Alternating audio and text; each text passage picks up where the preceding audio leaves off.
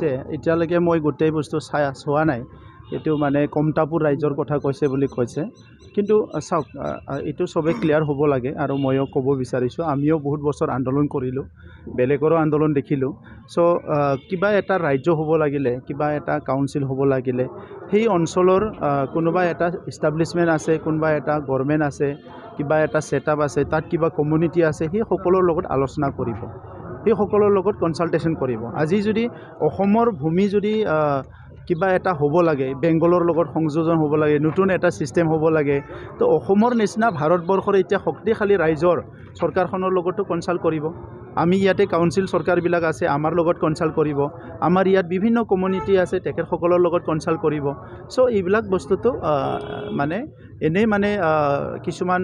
নিউজবিলাকে কিছুমান বাতৰিবিলাকে মানুহক মিছলিড কৰে উত্তপ্ত কৰে মই পাব্লিকক সকলোকে অনুৰোধ কৰিছোঁ ইটো লৈ পেলাই কোনো মিছলিড হ'ব নালাগে কেএলঅ মূল খুঁটিত আহক সেইটো আমি বিচাৰোঁ কেএলঅ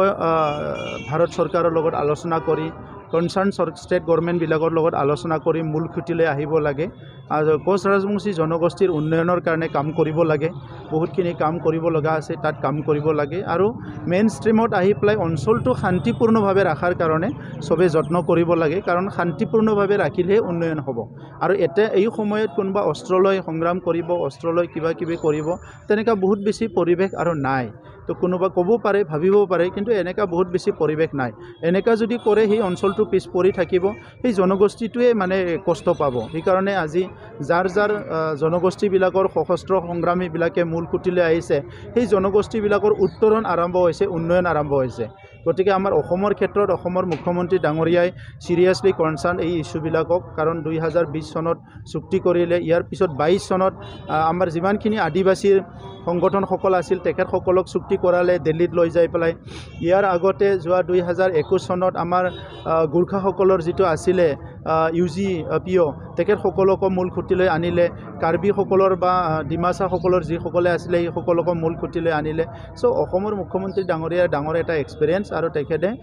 কেনেকৈ অঞ্চলটো উন্নয়ন কৰিব পাৰে শান্তি প্ৰতিষ্ঠা কৰিব পাৰে ইয়াৰ কাৰণে কাম কৰি আছে গতিকে এনেকুৱা সময়ত আমাৰ অসমৰ ভূমিত থকা কোনো মানুহে চিন্তা কৰিব লাগে বুলি মই নাভাবোঁ আৰু কাৰেদি এইটো সবকে অৱগত কৰাব কোকৰাঝাৰ আৰু চিৰাং জিলা